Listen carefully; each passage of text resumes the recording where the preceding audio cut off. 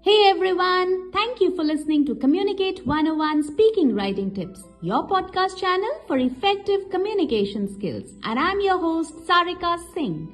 On this podcast, I talk to you about becoming an effective communicator in life, be it branding, communications, how to pitch to clients, creative writing skills, how to speak, when to speak, tips to avoid and handle those goof-ups, how to break the ice and start conversations, and everything around this topic that walks through my mind. This episode begins. Hey, listen, my net banking has gotten locked. I think I tried my password way too many times. It's the last day for my rent payment. Can you please pay this time? I'll pay you right back. I think in 24 hours, my password should start working. This happened some 8 months ago. Susan made Dave pay £2,200 for her rent installment in August last year. We are sitting in March of the current year and Dave is still struggling to ask for his money back. Initially, Dave thought that Susan has forgotten. He tried to remind her, a bit indirectly, many times. And every time Dave tried to remind Susan, she would talk about her financial struggles, she would talk about stress at work, and so poor Dave, he just kept quiet. Has something like this happened with you?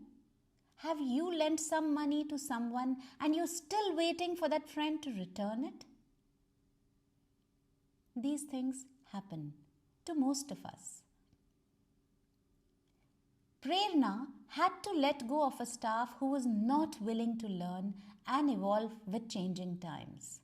It was an old staff and she was finding it so difficult to make him redundant. He had started drinking, he was using foul words with other staff, he was stealing from petty cash, and so on. Prerna knew that he had to be laid off, but she didn't know how to ask him to go.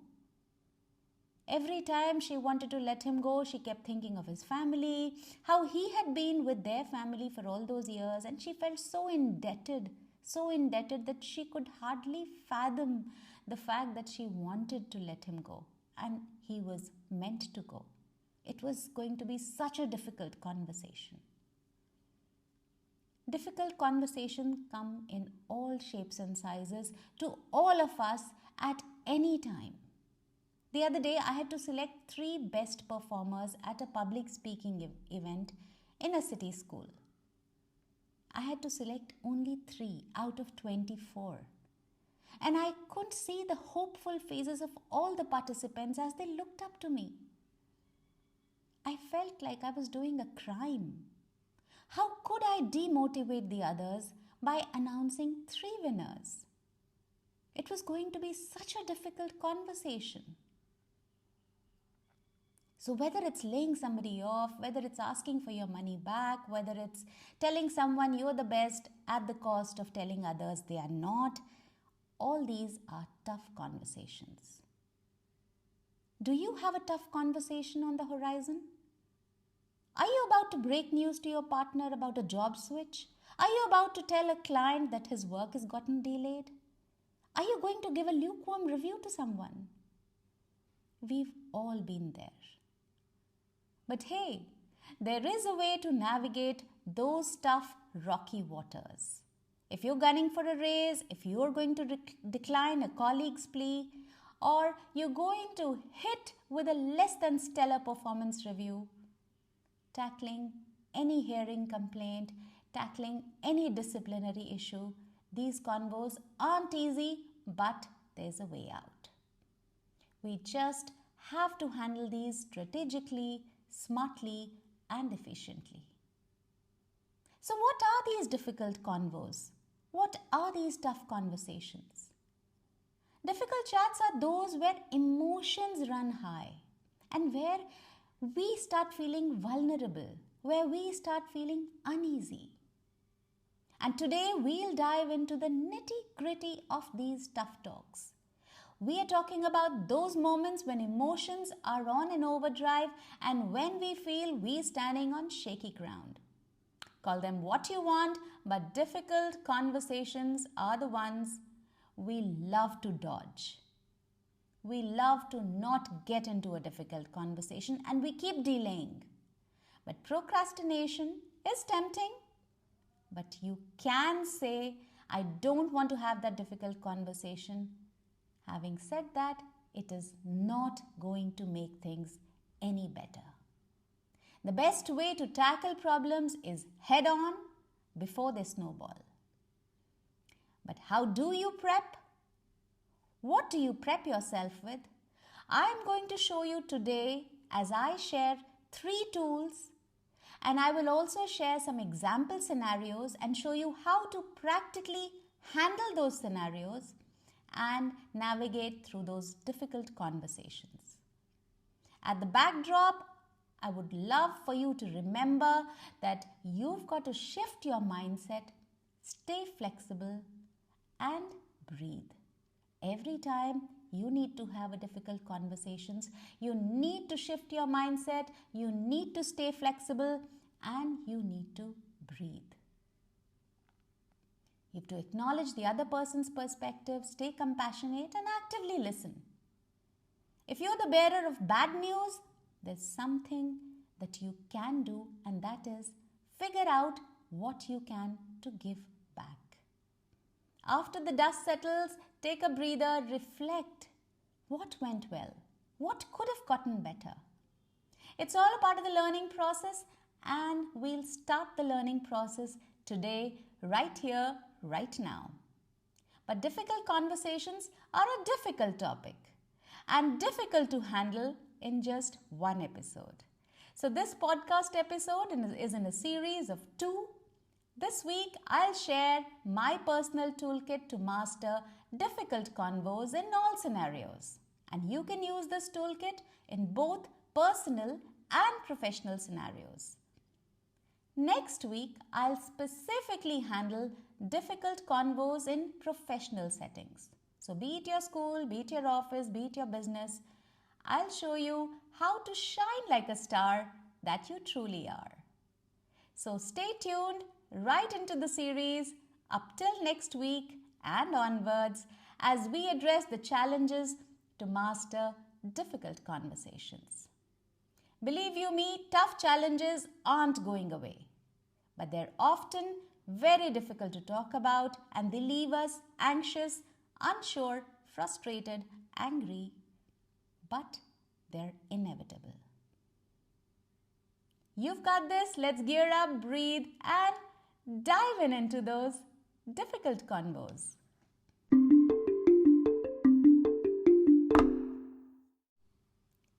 Do you remember the last time the plumber came to your house? He came with a toolkit, right? The electrician also had a toolkit. Every time the doctor comes to your place, your GP, he also carries a toolkit. So they all have a toolkit in their arsenal. What about you? Do you have a toolkit for those tough convos? Because today I'm going to share with you a small handy toolkit that you can keep ready in your arsenal to handle any tough conversation that lands your way. It's completely natural to feel nervous before a difficult conversation with anyone. But the good news is that when you arm yourself with these tools from my personal toolkit, you're going to feel comfortable.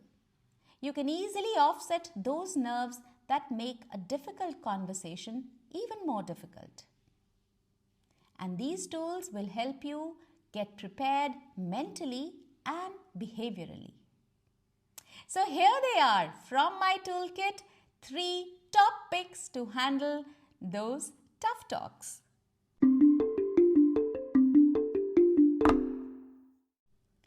So the first tool in my personal toolkit to handle those tough convos is what I call tool number 1, talk to yourself. Having a chat with yourself might seem a bit out there, but trust me, it's as practical as laying out a roadmap before you hit the road. So before you dive into that convo with your boss or your employee or your partner, your best friend, your buddy, take a moment. Ask yourself some real zingers, some real questions. Once you ask yourself those questions and you get answers to those questions by talking to yourself, believe you me, you will prepare yourself for that tough convo very easily. To understand this better, let's go back to the example of Susan and Dave. Remember, Susan made Dave pay £2,200 for her rent installment, and Dave has not been able to ask Susan back for the money. Let's imagine you are Dave. You're the one who needs to have that difficult convo and who's struggling to have that tough conversation. So if you're Dave, I want you to talk to yourself. I want you to ask yourself questions. You can ask yourself questions like, what's giving you the heebie-jeebies? I mean, what is it that's making you uncomfortable? Is it the money talk? Why are you sweating? What really is the worry? Are you worried you're going to look small if you ask? Are you scared you'll damage a friendship? A bond you've worked your tail off to build? Don't stop asking there. Continue to ask yourself, are you worried that you'll stir the pot instead of settling things down? It's better that you don't raise the issue because Susan is going to get very, very angry with you. Are you scared? What is it that you're scared of? Are you also scared that maybe you're not the smoothest talker in town? Because if that's the case, then the solution is rather simple. I'll coach you in communication skills. I'll teach you what it takes. Jokes apart, what I'm trying to reinforce is that learning how to be a smoothest talker is learnable. Once you have the answers to your questions, once you have talked to yourself, what is it that's making you uncomfortable? Why are you sweating bullets? What is really the worry? Are you feeling small? Are you finding it difficult to talk about money? Are you worried you're going to damage a friendship? What is it that you're worried about? Once you have these answers, you will be more prepared, you will be more convinced to talk and to have that engaging, difficult conversation. Once you have the answers, you'll be more confident because you know the facts. And once you're more confident, it means you're more convincing.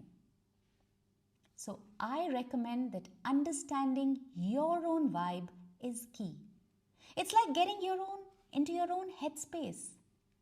You have to get into your own headspace before you dive into someone else's. Once you know what is bugging you, what is bothering you, what is your pet peeve, what is your pain point, you can gear up to feel more chill, more confident, and ready to rock that tough convo. That was my tool number 1.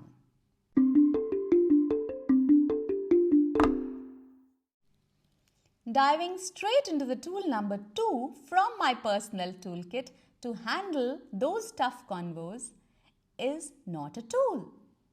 This is not a tool, it is a game. Yes, you've heard it right. I call it the word links game. And how to play this game? It's rather simple. So whenever you are going to have a tough conversation or an upcoming conversation, tough or not, with anybody, of course there are some things, some thoughts, some words that keep swirling in your head. So take a sheet of paper or open your computer, your phone, your device, wherever you can write. Just dump all those words. Jot down all those words that are swirling in your head. It's like mapping your own strategy before a big game. Once you're done, you've dumped all those words onto that sheet of paper or your computer. Quietly, sneakily, peek at those words. Don't have them read in any order, just read them randomly. What are the vibes they're giving off? Are they positive? Are they bringing you good energy? Or are they complaining, negative, nagging? Are they bringing bad energy? Because that's the exact energy you're going to emit when you speak these words to the other person. So, Once you've understood what vibe you're giving off, it's easy for you to map out your strategy. If you're bringing out bad energy or negative energy, you can tweak your words. And once you've tweaked your words, you can figure out the right words by forming the right word links.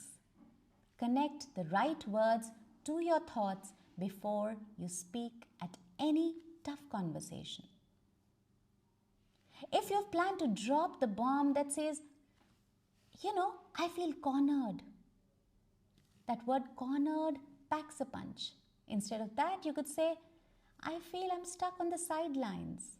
I feel I'm unable to jump in. Do you see the difference between cornered and I'm unable to jump in? It's all about choosing the right word links that hit the mark without throwing shade. Trust me, those little words and the little word links speak volumes. And this tool can come in extremely handy whenever you're going to have that difficult conversation, that tough convo.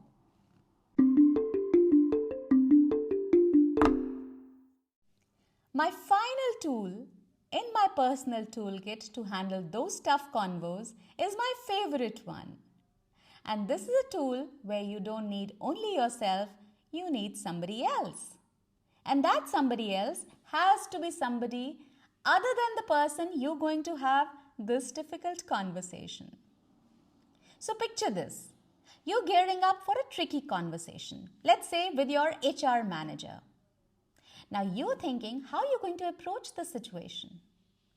Instead of going straight to the HR manager, I would suggest you talk the same thing by doing a role play with a colleague. And that too over a cup of coffee. When you're talking to your colleague, I'm sure you won't point fingers. I'm also sure you'll not play the blame game, right? Instead, you'll be comfortable, you'll lay out the facts, you'll get into the nitty-gritty details, and you'll also brainstorm solutions together. Well, guess what? That's exactly how your real-life tough talks should roll.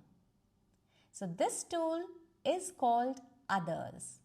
When you need to have the conversation with someone else other than the person with whom you're going to have that tough convo. When emotions are running high and blame is on the table, it's very easy, believe you me, to get swept away. But hold tight to the facts like a lifeline in a stormy sea. Logic, make it your compass. Let it guide you through choppy waters. Stay cool, stay factual, and then you're ready to sail onto smoother seas out of that tough conversation. Next week, we are diving into the tricky world of tough talks at work, school, or in your business. I'm going to bring you the real deal with stories and examples that hit close to home and making sure nothing, absolutely nothing slows your roll. So get ready to light up your workplace like the star that you truly are. Tune in, lean in, and let's conquer those tough conversations together. Don't miss it.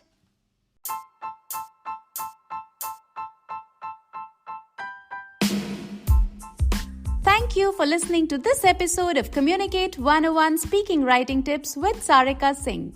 If you want to be notified of upcoming episodes, be sure to hit the subscribe button and follow the podcast. I'll be back to share more stories, more life experiences, and more communication tips every Friday. If you want to reach me or connect with me, just put your comments in the comment box below or mail me at info@sarikasingh.in. I know you're going to rate and review this podcast, so a big thank you in advance. Stay tuned and think about what we talked today.